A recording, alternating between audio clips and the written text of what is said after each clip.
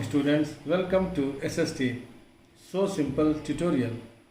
हमने पिछले क्लास में क्या पढ़ा? Unification of Germany. आज हम क्या पढ़ेंगे? Unification of Italy. जर्मनी की तरह इटली में भी पॉलिटिकल फ्रैगमेंटेशन का एक लंबा इतिहास है। इटली अलग अलग राजाओं के अंदर कई राज्यों में बटा हुआ था, पर अभी हम इटली को 4 मुख्य भागों में बांट कर देखेंगे। नॉर्दर्न पार्ट ऑस्ट्रियन हैब्सबर्ग के पास था। सेंट्रल पार्ट पोप के अधीन था, वहाँ पोप का शासन था। Southern part the kingdom of both the Sicilies, Bourbon king of Spain के अधीन था। बच गया एक सार्डिनिया पीडमोंट, एक यही राज्य था जहाँ इटालियन राजघराने का शासन था। इटली में नेशन स्टेट बनाना आसान नहीं था। नेशन स्टेट लोगों के बीच कुछ तो कॉमननेस हो जो उनको जोड़े। यहाँ तो लैंग्वेज में भी एक कॉमन फॉर्म एक्वायर नहीं किया था, उसके भी कई लोकल और रीजनल वेरिएशंस मौजूद थे। आइए अब हम पूरे प्रोसेस को देखते हैं। जर्मनी में तो बस एक बिस्मार्क था, पर यहाँ 3 हीरो हैं, मजीनी, कैवूर और गैरिबाल्डी। बिना मजीनी का जिक्र किए यूनिफिकेशन ऑफ इटली की कहानी शुरू ही नहीं की जा सकती। हमने जिसेप मजीनी के बारे में और उनके विचारों को सेकेंड यूनिट के रिवॉल्यूशनरी टॉपिक के अंदर पढ़ा था।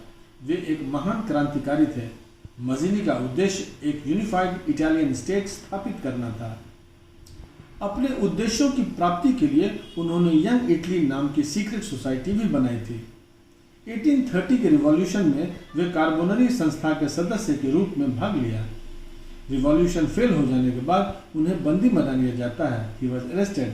बाद में उन्हें इटली से निष्कासित भी कर दिया जाता है। मजीनी का मानना था कि इटली के यूनिफिकेशन की राह में सबसे बड़ा रोड़ा ऑस्ट्रिया है, इसीलिए ऑस्ट्रिया के प्रभाव को कम किए बगैर, ऑस्ट्रिया को इटली से बाहर किए बगैर उनका उद्देश्य पूरा नहीं हो सकता है। 1848 के रिवॉल्यूशन की चिंगारी इटली तक भी पहुंची थी।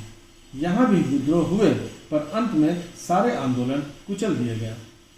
अब इन दोनों विद्रोहों के फेल हो जाने के बाद इटालियन स्टेट्स को जोड़ने की जिम्मेवारी अब सार्डिनिया के राजा विक्टर इमैनुअल II पर आ जाती है। क्यों?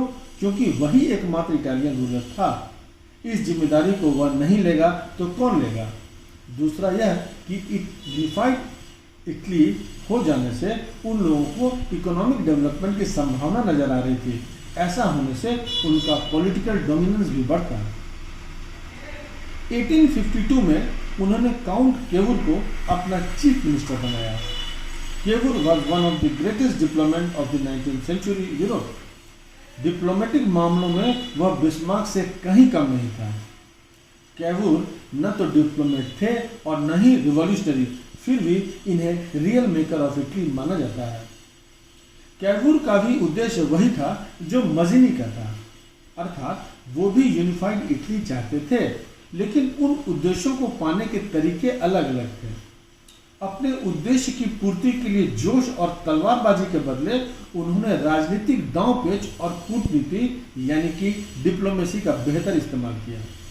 उन्होंने बड़ी चतुराई के साथ फ्रांस के साथ एक डिप्लोमेटिक अलायंस किया और 1859 में ऑस्ट्रिया की सेना को हराने में सफल हुए। यह एक बहुत बड़ी सफलता थी। इस तरह नॉर्दर्न पार्ट से ऑस्ट्रिया बाहर हो गया। इटालियन यूनिफिकेशन के तीसरे बड़े हीरो का नाम जीसेप गैरिबाल्डी है। इनका योगदान सदर्न इटालियन स्टेट को इटली में मिलाने में रहा। मई 1860 में गैरिबाल्डी वॉलंटियर्स को इकट्ठा कर एक सेना तैयार करते हैं जिसे रेड शर्ट्स कहा जाता है, और इस सेना को लेकर सिसिली और नेपल्स के अभियान के लिए चल पड़ते हैं। इस अभियान को the expedition of the thousands कहा जाता है। वहाँ उन्हें लोकल पीजेंट्स का सपोर्ट मिल जाता है और वे वहाँ की सेना को हराने में और स्पेन के रूलर्स को हटाने में सफल हो जाते हैं। इसके बाद वे जीते गए राज्यों को विक्टर इमैनुअल II को सौंप देते हैं। 1861 में विक्टर इमैनुअल II को यूनाइटेड इटली का राजा घोषित कर दिया जाता है।